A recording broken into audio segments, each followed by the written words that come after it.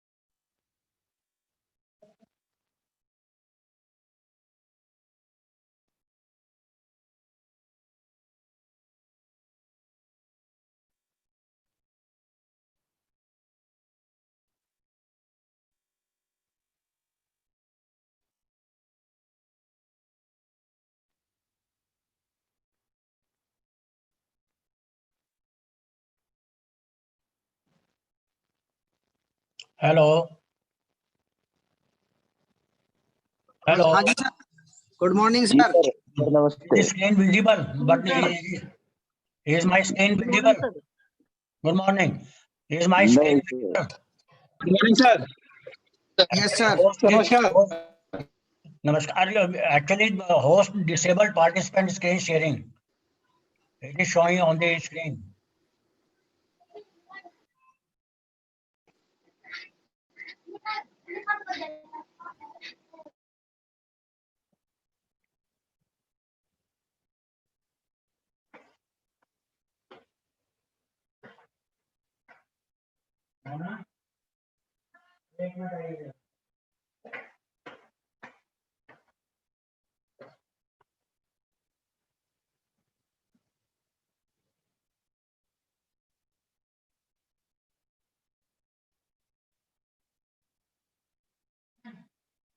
ये प्रॉब्लम उनके एंड पे है, मेरे एंड पे है. Host disabled participant screen sharing. हाँ, होस्ट तो वही है ना.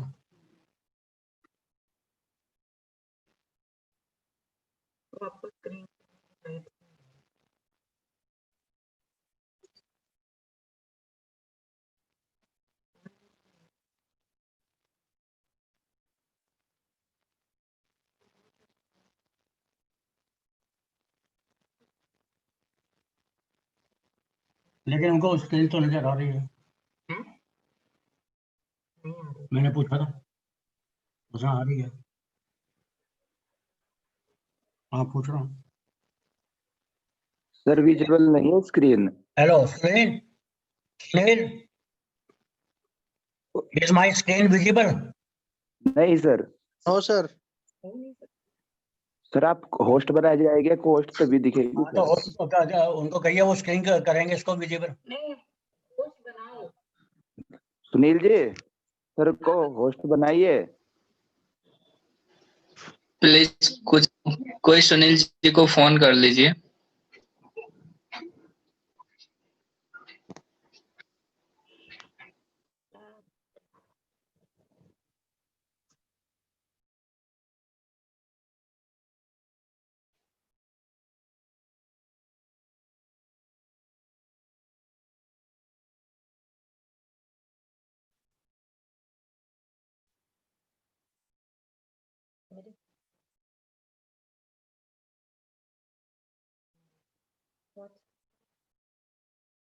और मेरा नंबर ही नहीं है।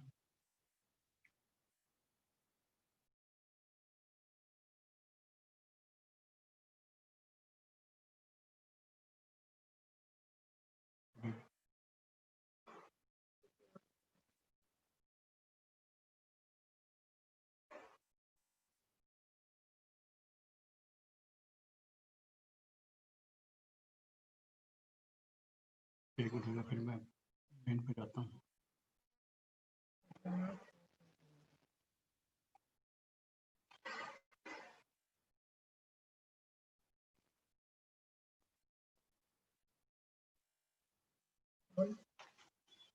Hello, hello, yes sir.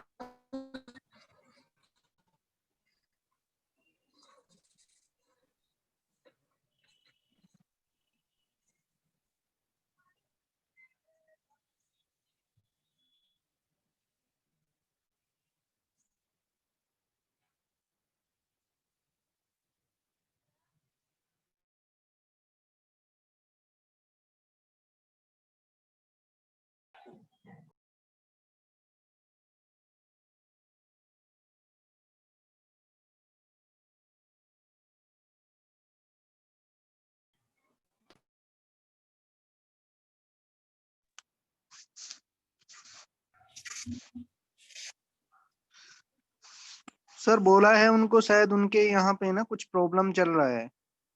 वो कह रहे हैं कि मेरी तरफ से है ना, मैंने तो बना रखा है सर को होस्ट। नहीं अभी नहीं बना है।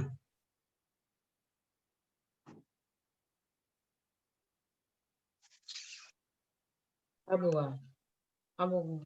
अब हो गया, यस सर, अब हो गया। अब हो गया, अब हो गया। हो गई सर स्क्रीन भी विजिबल।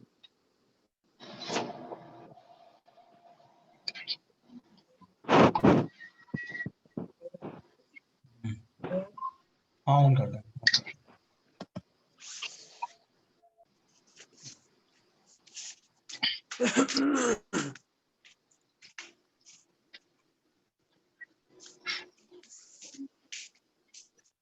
क्या कर रही है चलो ठीक है।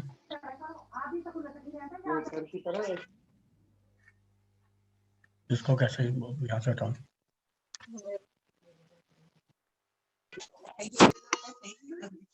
अभी विजिबल नहीं है।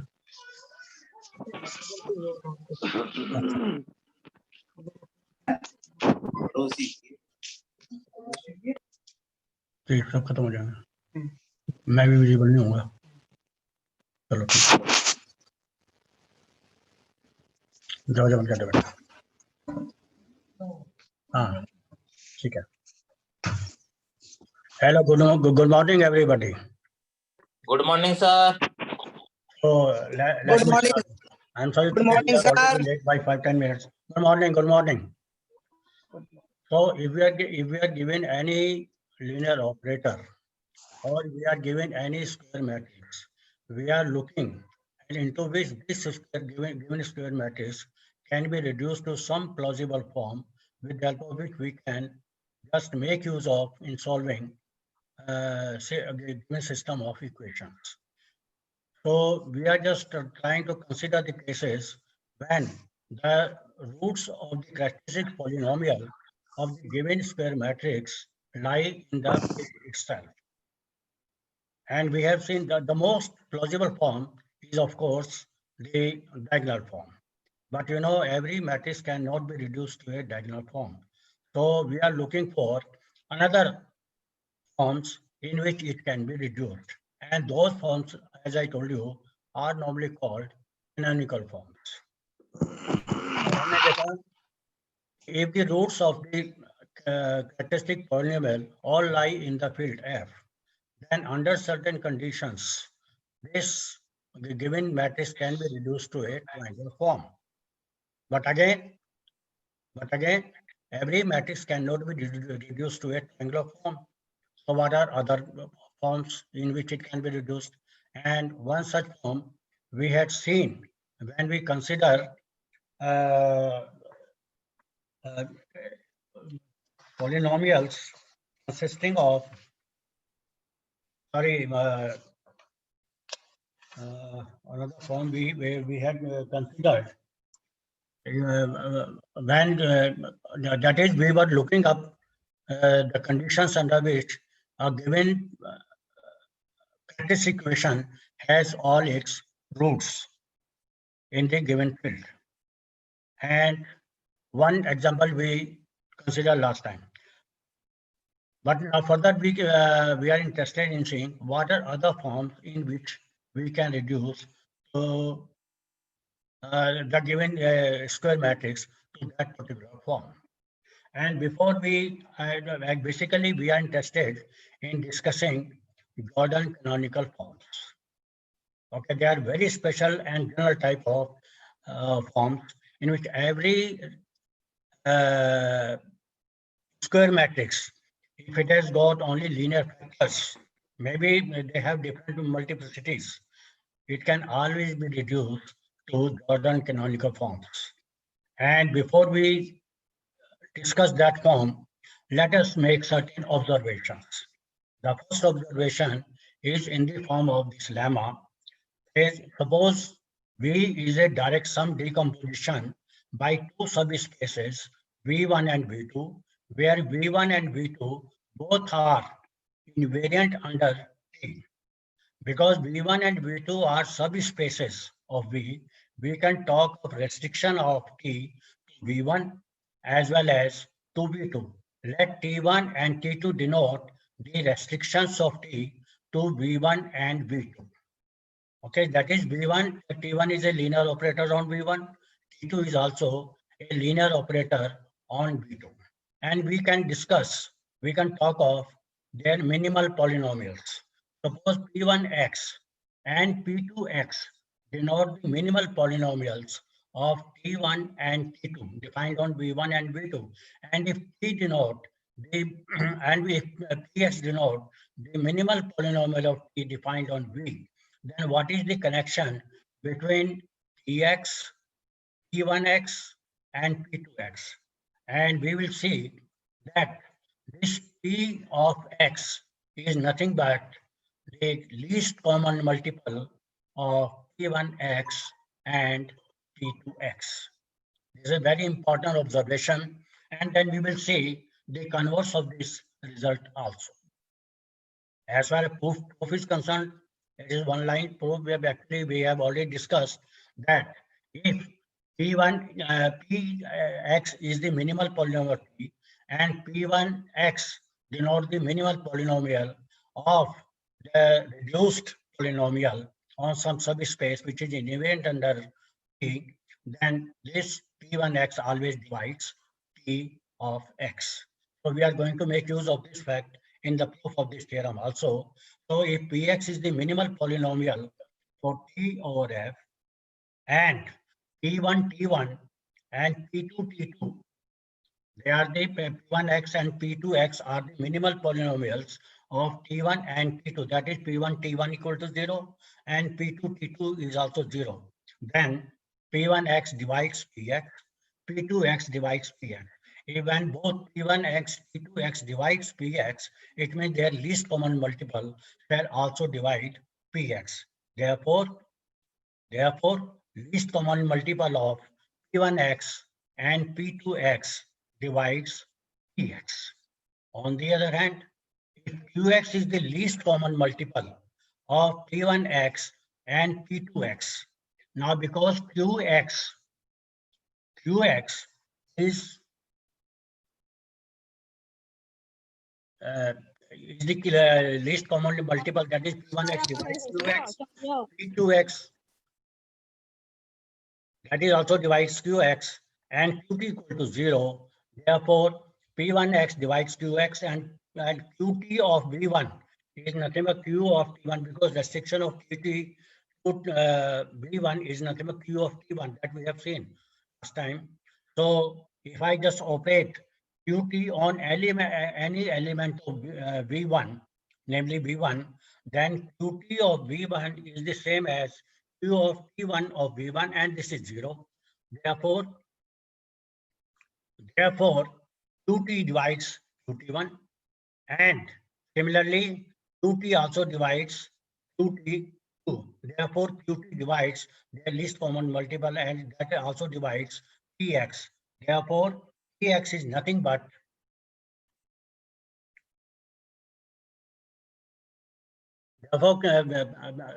this Px is nothing but least common multiple of P1x and P2x. And as a corollary to this, if V is the direct sum decomposition by these subspaces V1, V2, Vk, where each Vi is invariant under T, and where T is the linear operator on V, and also if P1x, P2x, P3x, Pkx, they denote the minimal polynomial of T1, T2 up to Tk, the restriction of T on these subspaces, then this Px is nothing but the least common multiple of P1x, P2x, Pkx. Now, if we have got a vector space which is a direct sum decomposition by this, then we always have this result. Now, is the converse of this result true? That is, if you are given a linear operator, you are given a minimal polynomial for that operator. Can we decompose V into a direct sum decomposition by subspaces V1, V2, Vk, which is invariant under each of which is invariant under T, and we have got such type of result. That is, T of x is the least common multiples of the minimal polynomials of T1, T2, Tk. The answer is yes. And this theorem, that is known as the primary decomposition theorem. It is the fundamental theorem as far as Jordan canonical forms are concerned. And in itself, the theorem is important. So we are now going to see the proof of this particular theorem. This is a very important theorem from application as well as from examination point of view. So let T be a linear operator defined on a vector space V, and suppose Px is the minimal polynomial of T. Now, as far as this minimal polynomial is concerned, it could be irreducible, or it can be written as a product of irreducible factors. Having some multiplicity, it is not necessary that all the factors should be linear. So let Px be written as Q1x raised to the power m1, 2x raised to the power m2, 2kx raised to the power mk, where Q1x, Q2x, Qkx are distinct irreducible polynomials defined in fx, and where m1, m2, mk, they are positive integers. So with the help of this, we are going to decompose V as a direct sum of subspaces which are going to be invariant under T, such that each of these linear transformation induced by T has minimal polynomial a power of an irreducible polynomial. Okay, each of these are going to be minimal polynomials of those restricted operators. So with the help of this, first of all, we are going to define subspaces of V. We will show that each of them is non-empty. We will show each of them is invariant, and they form direct sum decomposition. And finally, we will dispose of that the minimal polynomial of these restricted operators are nothing but Px. Least common multiple of these polynomials is nothing but P of x. So let us start for this. So first of all, we are going to define the subspaces. And it is very simple to define what we are going to consider. We are going to consider q1t raised to the power m1, q2t raised to the power m2, that is p of t. If I just consider, then it will be q1t raised to the power m1, q2t raised to the power m2, etc. So I am going to consider null spaces of each of these operators. So if Px itself is irreducible, then basically we don't have much to do, because in that case, we can just consider V itself to be a subspace, and that satisfies the condition. So let us consider the case when K is greater than 1. So let us define V1 to be a subspace consisting of all elements of V such that q1t raised to the power m of v equal to 0. That is, I am looking at the null space of q1t raised to the power m1. Likewise, V2, null space of q2t raised to the power m2, and Vk equals a null space of qkt raised to the power mk. Okay. Now, since V1, V2, Vk, they are nothing but null spaces of these operators, so each of them is going to be a subspace of V. Now, but the problem is, what is the guarantee that each of these subspace is non-empty? They may be empty. So my effort will be just meaningless in defining these. So we have to show that each of them is going to be non-empty, and each of them is going to be invariant also. First, let me just prove that each Vi is invariant. I have not so far proved that each Vi is going to be non-empty. But let me first prove that suppose they are non-empty, then they are going to be invariant under T.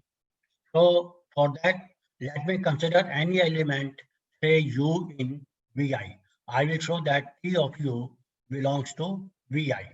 Remember, Vi is what? It is the null space of qit raised to the power mi.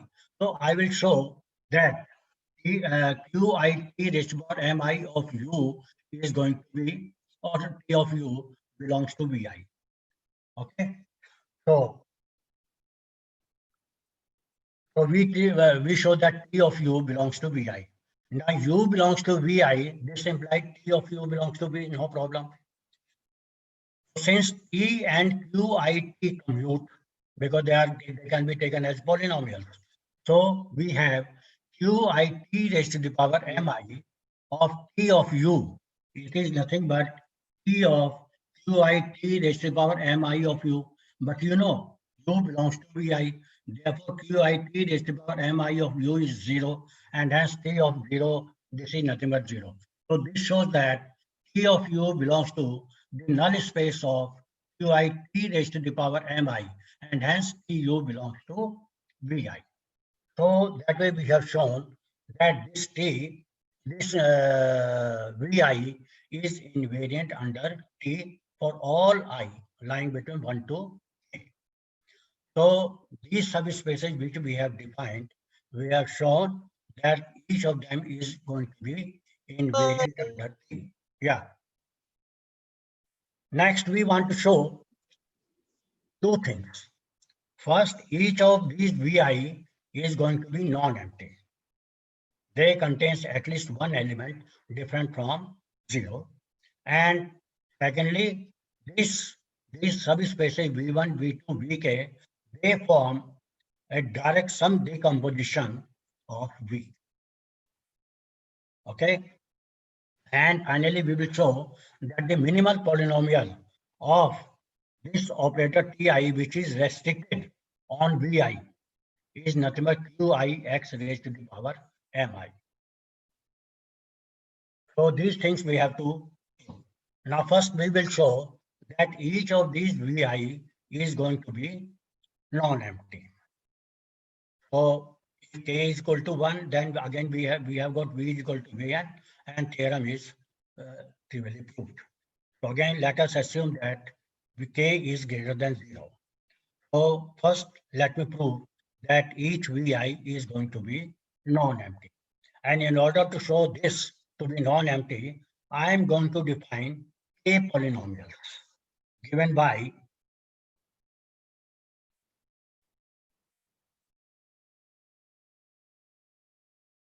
h1x to be q2x raised to the power m2 up to all other. That is, from h1x, I have removed the first factor of px, namely q1x raised to the power m1. Likewise, h2x, I will remove the second factor, q1x raised to the power m1 into q3x raised to the power m3, and so on. And from hix, I have removed the ith factor.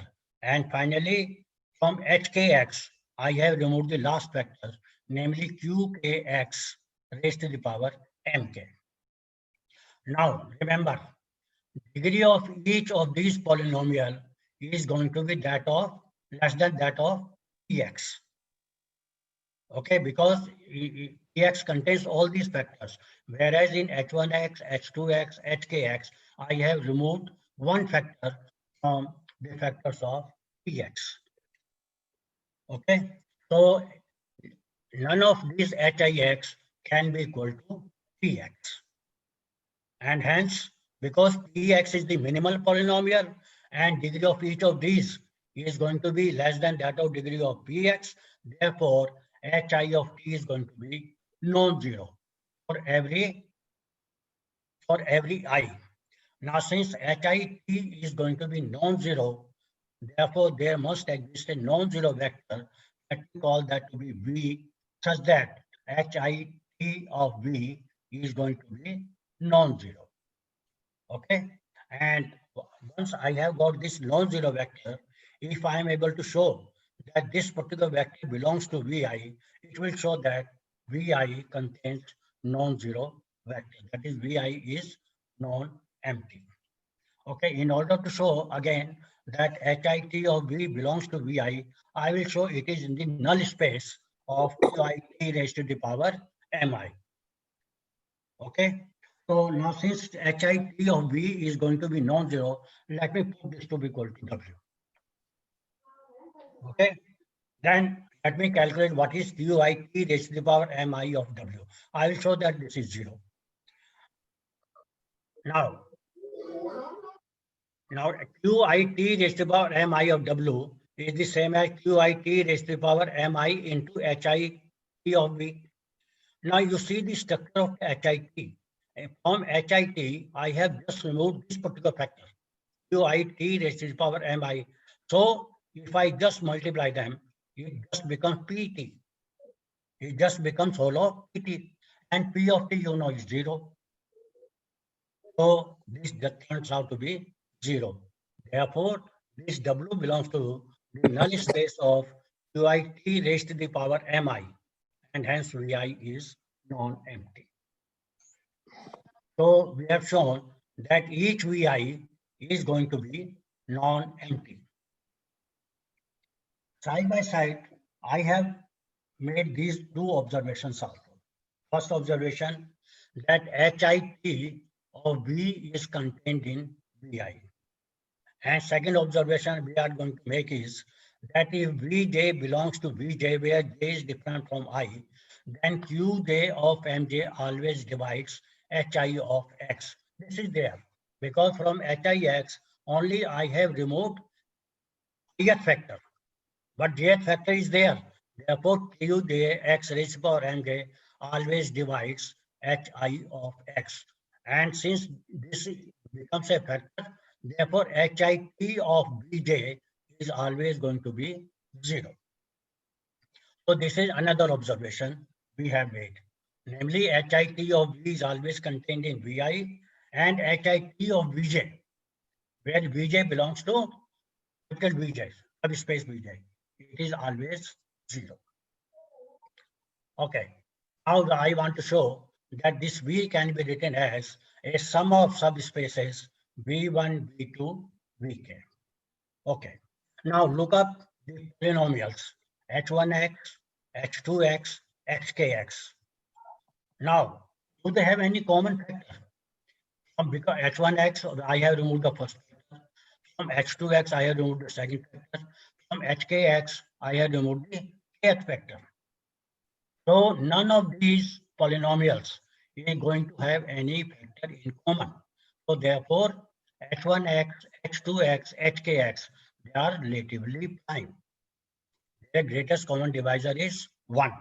And hence, by the property of relatively prime, we can find polynomials a1x, a2x, akx in fx such that a1x times h1x plus a2x times h2x plus akx, hkx, this is nothing but 1. Okay. Or in terms of operator, this implies a1t, h1t plus a2t, h2t plus akt, hkt, this is equal to I. Okay. Once I get this, now let me consider any element, any vector v in V, and I operate this by this V by, on by this operator. So therefore, if V belongs to V, then h1t, a1t plus h2t plus into a2t of V is nothing but I of V means V, because I is the identity function. Okay, and I have just applied the homomorphic part, h1t, a1t of V, h2t, a2t of V, hkt, akt of V. Now, I made the first observation, which I made above, that hit of V is always contained in Vi. Now remember, a1t of V belongs to V, a2t V belongs to V, akt of V belongs to V. Therefore, h1t of this belongs to V1, h2t of this particular vector belongs to V2, and hkt of this particular vector belongs to Vk. Therefore, what I have, let me denote hit of ait of V say to be equal to Vi. Okay, because this belongs to Vi. So it means what I have done, we have expressed this V as sum of vectors V1 plus V2 plus Vk. Remember, V1 belongs to V1, V2 belongs to V2, and Vk belongs to Vk. Because each vector is written as a sum of vectors from V1, V2, Vk. Therefore, this V is nothing but sum of sum by these subspaces V1, V2, Vk. It is only sum. Now we want to show that it is indeed direct sum. Direct sum simply means that if I just look up vectors V1, V2, Vk from each V1 belongs to V1, V2 belongs to V2, Vk belongs to Vk. And suppose their sum is set to 0, then each of these vectors must be 0. If I am able to prove this, then this will show that this sum is nothing but direct sum. Okay. So now we must verify that the sum is a direct sum. To show this, it is enough to prove that if V1 plus V2 plus Vk equal to 0, with each vi coming from vi, then each vi is going to be 0. Okay. So suppose this is equal to 0 and v1 say is non-zero. I am assuming that v1 is non-zero. Okay. So what I do, I operate this particular relation v1 plus v2 plus vk equal to 0 by h1 of t, by this operator. Now remember, h1 t of v2 is 0, h1 by the second condition I mentioned above, up to h1 t of vk equal to 0. Okay, so what you are left with only, h1 t of v1 equal to 0. Sorry, this is wrong. It is not 0. So you are left with only h1 t of v1 equal to 0. But I know, because v1 belongs to v1, it is in the null space of q1 t raised to the power m1, and hence q1 t raised to the power m1 of v1, this is also 0. So I have got two relations, namely h1 t of v1 equal to 0 and q1 t m1 of v1, this is also 0. Now what is the relation between h1t and q1t raised to the power m1? You remember, from h1x, I have just removed this factor, q1x raised to the power m1. Okay, it means h1t and q1t raised to the power m1, again they are relatively prime, and again I apply the condition of relative prime. So what I will get, v1 to be equal to 0, and it contradicts the fact that I have assumed that v1 is non-zero. Okay, so this assumption was wrong, and hence whenever v1 plus v2 plus vk equal to 0, we concluded that v1 equal to 0, v2 equal to 0, vk equal to 0, and this shows that v is the direct sum decomposition by v1, v2, vk. So our main work has been finished. Only last part is to be completed. Now to complete the proof of the theorem, we must prove that the minimal polynomial of Ti is precisely Qix raised to the power mi. Again, look up the definition of Vi. Qit raised to the power mi of Vi equal to 0, because it is the null space. Vi is the null space of this particular operator. Okay. Now, because it carries every element of Vi equal to 0, it means this particular itself becomes 0. But restriction of Qit raised to the power mi on Vi is nothing but Qi raised to the power mi. That is, this operator becomes 0. So Qi raised to the power mi equal to 0. Hence, the minimal polynomial of Ti must be a divisor of Qix raised to the power mi. Thus, because Qix is nothing but irreducible polynomial, if it is going to divide, it has to be of the form Qix raised to the power some power. Let this be fi. Qix, let it be equal to raised to the power fi, where this fi is going to be less than or equal to mi. Okay. Then the minimal polynomial of t over f, it is that we have seen that it is nothing but least common multiple of these polynomials. Q1x raised to the power f1, Q2x raised to the power f2, kx raised to the power fk, and so must be, because each of them are irreducible polynomials.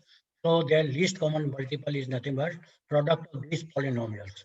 That is Q1x raised to the power f1, Q2x raised to the power f2, 2kx raised to the power fk. Now, since this minimal polynomial is this one, we must have, because this is the minimal polynomial, so it must divide px. So I will have p f1 to be greater than equal to m1, f2 be greater than m2, fk to be greater than equal to mk. That is, this least common multiple turns out to be px. Combined with the opposite inequality v, this is that fi is equal to mi. So the minimal polynomial of Ti on Vi is precisely qi x raised to the power mi, and this completes the theorem.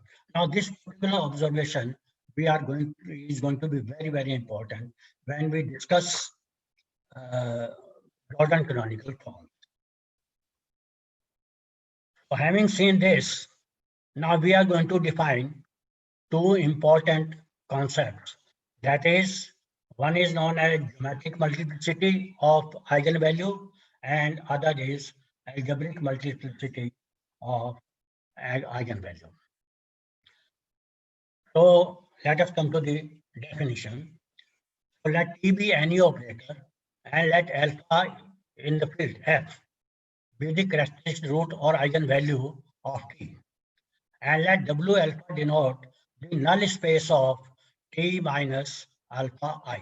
That is, W alpha be the set of all vectors V in V such that T of V is equal to alpha V. That is, alpha is the eigenvalue of T. V is non-zero. Okay, that is, it is the null space of T minus alpha I. And you know, W alpha is the subspace of V.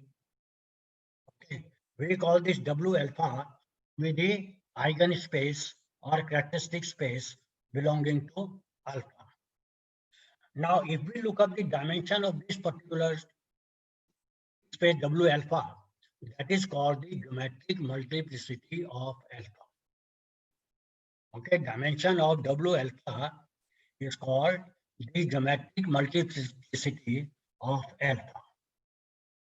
Okay, and also the multiplicity of alpha as a root of the characteristic polynomial, because how you are going to get alpha?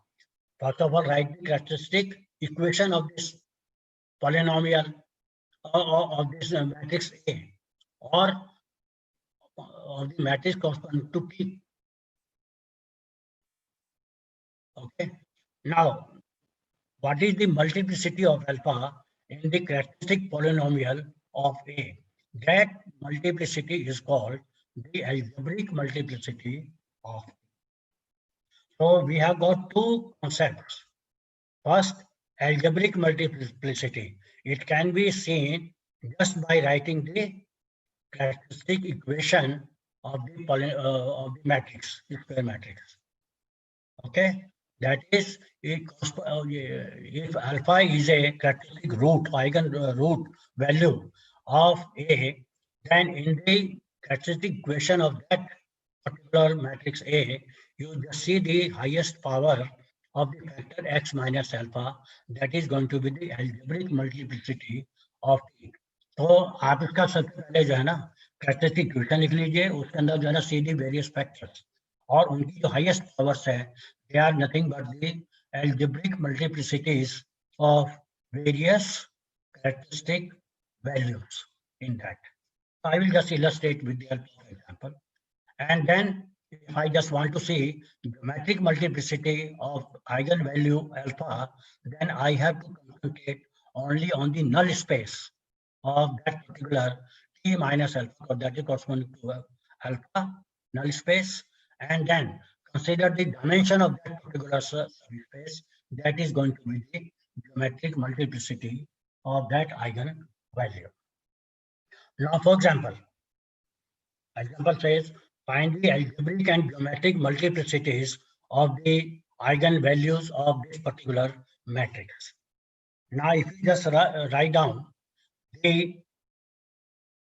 or if you just see the nature of the matrix, given matrix, it is, you know, lower triangular, 2, 3, 3.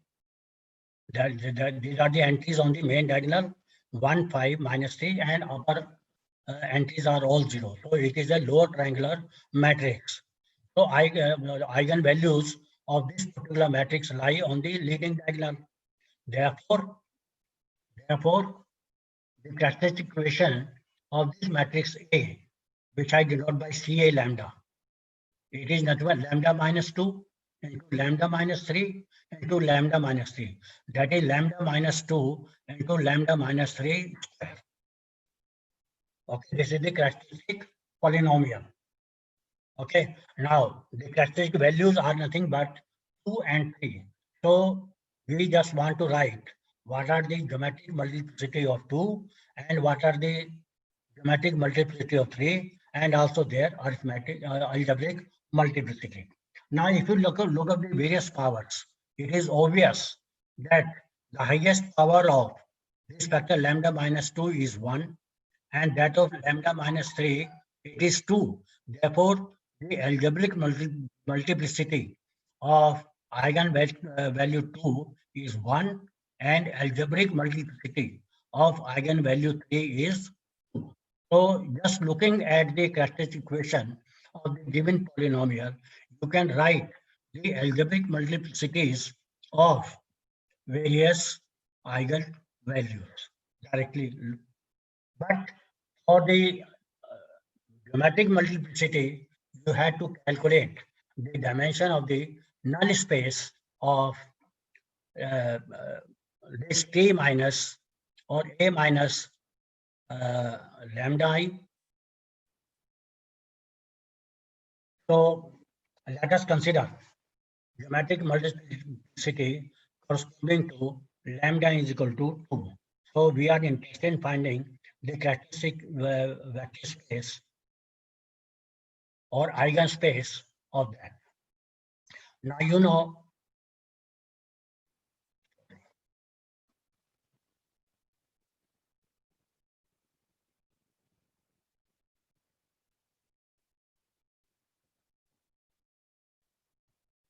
okay. So we have to consider the system of homogeneous equation, namely lambda I minus A belong. If lambda is any characteristic eigenvalue, then and if I just want to find the eigenspace, I have to consider lambda I minus A x, where x is because it is three-dimensional space. So x1, x2, x3. So I have to solve this particular equation, system of equation, lambda minus 2, 0, 0, minus 1, lambda minus 3, 0, 3 minus 5, lambda minus 3. So I have to find the solution, and from there I will see what is the rather independent solution. How many independent solutions are there? They will basically determine the dimension of this scales. So if I put lambda is equal to 2, this particular system of equation reduces to 0, 0, 0, minus 1, minus 1, 0, 3, minus 5, minus 1, x1, x2, x3. Basically, we can dispose of this problem from here. Instead of calculating this, I can just find the rank of this. Now, obviously, here the rank is 2. The rank of the quotient matrix is 2. Therefore, it has got only one independent solution. Okay. And because it has got only one independent solution, therefore, the geometric multiplicity of eigenvalue corresponding to lambda is equal to 2 is going to be 1. Okay, this is one way of disposing this problem, but otherwise I have just calculated. If you just solve this system of equation, you will see x1 is equal to x2 is equal to x3 by 2. That is, if I just make x3 as independent variable, then I can correspondingly get values of x1 and x2. Therefore, solution is given by x1 is equal to x3 by 2, x3 by 2, and x3, and I can take x3 common. So it is 1 by 2, 1 by 2, 1 by 2. That is this particular space, eigenspace, it is generated by single variable x3. Hence, the dimension of the characteristic space belonging to lambda 2 is nothing but 1. Therefore, the geometric multiplicity of lambda is equal to 2 is nothing but 1. I hope it is clear. Now, similarly, let me calculate what is the geometric multiplicity corresponding to lambda is equal to 3. And again, I will write the system of equation belonging to lambda is equal to 3. And this is given by minus 1, 0. Again, I just put in that equation lambda minus a11, etc. Lambda is equal to 3 there. And you will get minus 1, 0, 0, minus 1, 0, 0, 3 minus 1, x3 minus 5, 0, x1, x2, x3. Again, if you just solve this equation, if you just solve this, you will see that the general solution is given by x1 is equal to 0, x2 is equal to 0, and x3 is nothing but independent. Okay, you are going to get a relation in x3 also, but because they are 0, I can give any value to x3. So x3 becomes independent. Again, you have got only one independent solution. And so the dimension of the eigenspace generated by or belonging to eigenvalue lambda is equal to 3 is going to be 1. Okay. Otherwise, you can see what is the rank of the coefficient matrix? It is 2. So there is only one independent solution. So from there also, we will see that the geometric multiplicity of eigenvalue lambda is equal to 3 is nothing but 1. When we see the application of these geometric multiplicity and arithmetic multiplicity, while writing the Jordan canonical form, you will see they play the central role in saying how many blocks are going to be there as far as Jordan blocks, etc., when we define are concerned. Likewise, let me consider another example.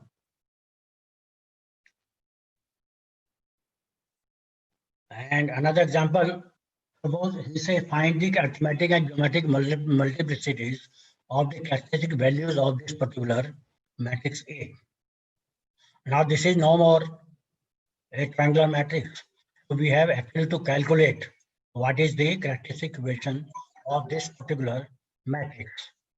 So you all know that the characteristic polynomial is given by CA lambda, which is nothing but determinant of lambda I minus A, and where I is the identity matrix or unit matrix, and you get this particular determinant, and from there you get this particular polynomial lambda q minus 5 lambda square plus 8 lambda minus 4 equal to 0. Or if you just factorize it, you get lambda minus 1 into lambda minus 2 square. Okay, so what are the eigenvalues? They are nothing but 1 and 2 respectively. And what are the arithmetic multiplicities or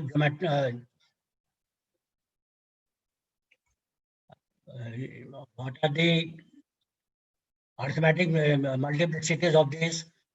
As far as eigenvalue lambda is equal to 1 is concerned, it is 1, and lambda is equal to 2 is concerned, it is 2. Okay, so the algebraic, not arithmetic, actually algebraic multiplicity of lambda is equal to 1 is 1, and that of lambda is equal to 2 is 2. Okay, and now again we are interested in finding the geometric multiplicities of these. So for lambda is equal to 1, let me consider the null space belonging to lambda is equal to 1. Okay, so what you do, I have got this determinant.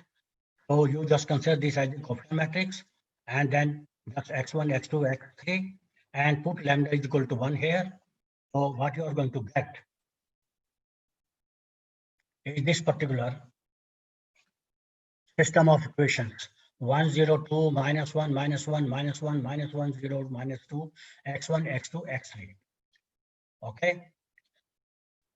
Now again, you can do two things. Either find the rank of the coefficient matrix and you will know the independent solution, or you actually try to find the values of x1, x2, x3. And I have solved these, and what I have found that there is only one independent solution, which I have kept as x3, and after solving it, I get x1 to be equal to minus 2 x3, x2 to be equal to x3, and x3 as such. So this is again one-dimensional vector space. Okay, and since the dimension of this space is 1, therefore characteristic value lambda is equal to 1 geometric multiplicity of characteristic value lambda is equal to 1 is nothing but 1. And likewise, if I put lambda is equal to 2, then I get, if I put lambda is equal to 2, then I will get this equation. And if you just look up this particular coefficient matrix, what is the rank of this particular matrix? It is nothing but 1. The rank of this matrix is nothing but 1. Okay. And so there are going to be two independent solutions, and hence dimension of the null space of the characteristic value lambda is equal to 2 is nothing but 2. So the geometric multiplicity corresponding to characteristic value lambda is equal to 2 is going to be 2. Okay, so in this case, algebraic multiplicity and geometric multiplicity coincide, both of them are 2. And in that case, this is 1. Now, having seen this concept,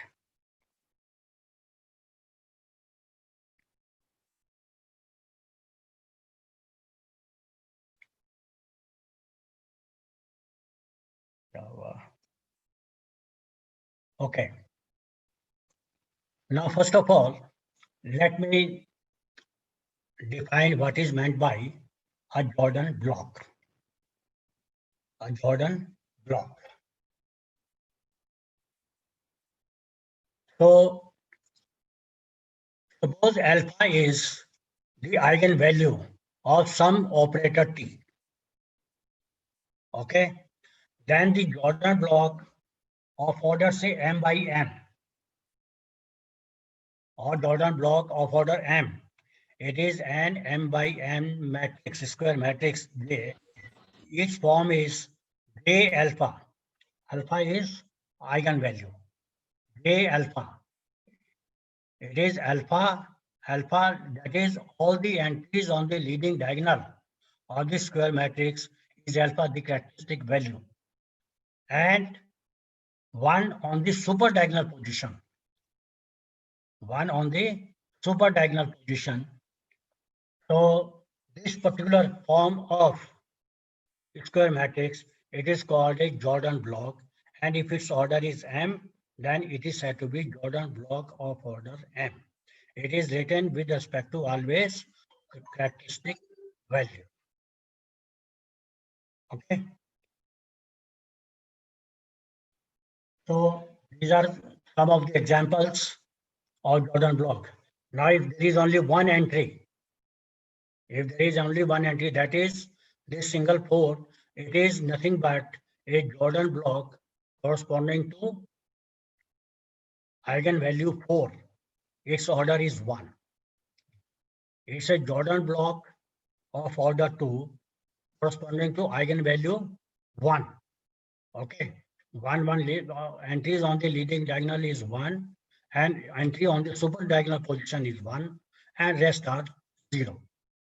Likewise, Jordan block of order 3 corresponding to lambda eigenvalue 2 is given by 2, 2, 2 entries on the leading diagonal. Remember, all the entries on the leading diagonal, they are going to be same. They are not going to be different. Okay. And entries on the super diagonal position, they should all be 1. Okay, without any break, that is, nowhere should be 0 on the. So this is a Jordan block corresponding to eigenvalue 2 of order 3.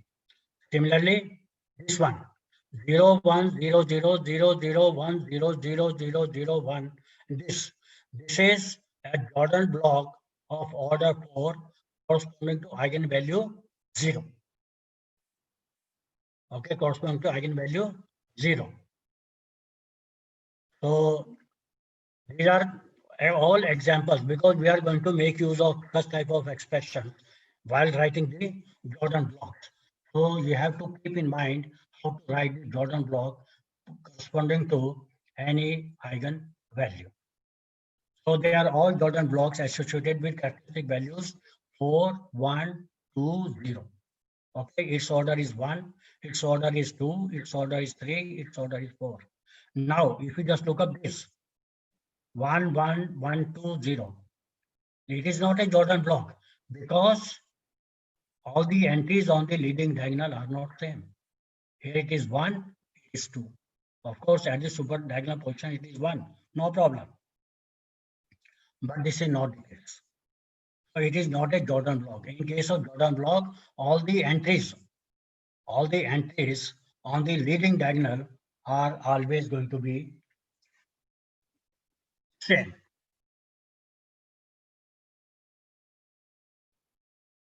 Okay.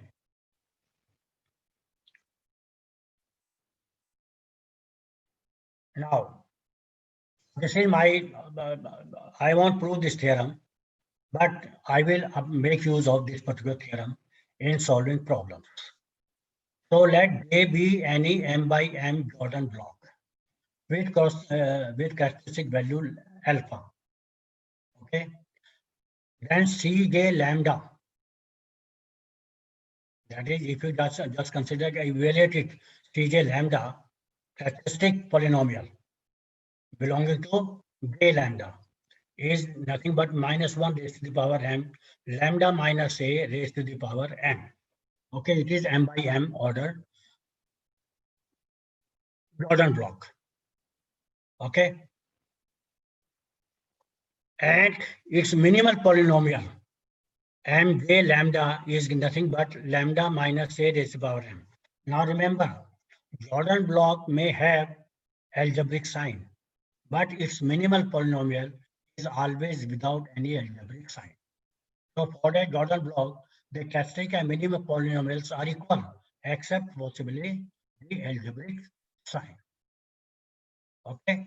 Now let us consider the characteristic vectors associated with m by m Jordan block.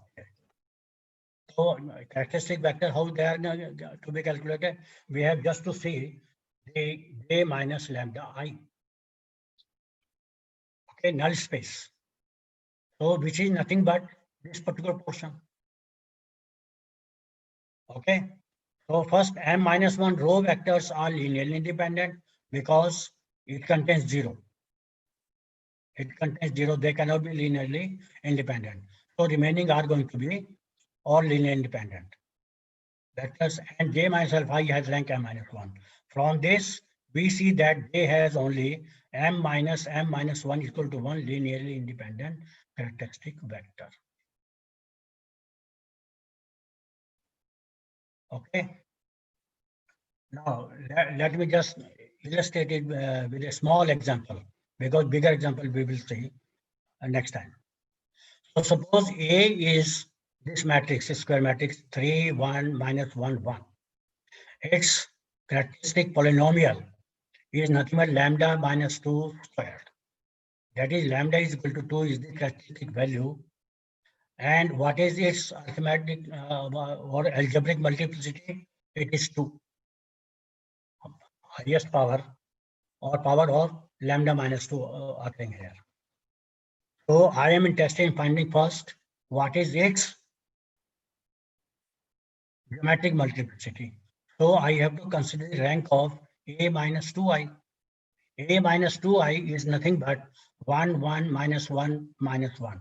Obviously, its rank cannot be 2 because the only minor of order 2 is nothing but 1, 1, minus 1, minus 1, which is 0. Okay, so its rank is only 1. Therefore, what is its geometric multiplicity? It is only 1. Okay, it's only 1. So first of all, because its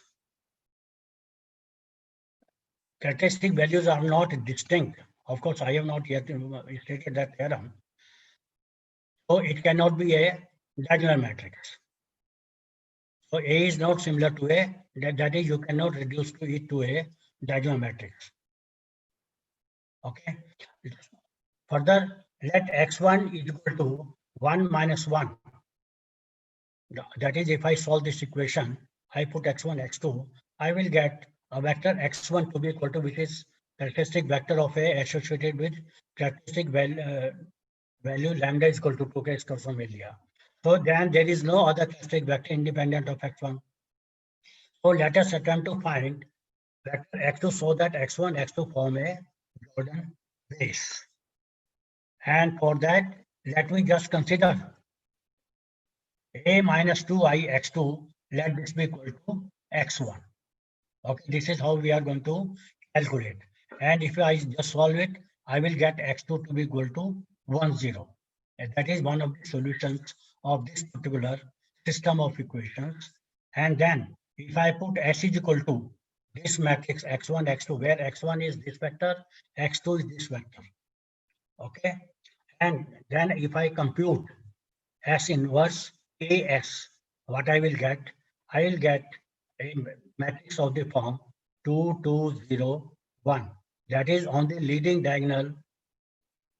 On the leading diagonal, the characteristic value, eigenvalue 2 is there, and at the super diagonal position 1 is there. So it is a Jordan form of this matrix. That is, A is similar to this particular form. Now this is a lengthy process of writing, but we will consider shorter method of writing the Jordan forms, which I will discuss next time. Okay, so I have just made but this is another important theorem I will state, and then we will just discuss how to write the various Jordan form of various matrices. So today I stop here. Thank you very much for patience. Thank you, sir. Thank you, sir. Thank you, sir. Thank you.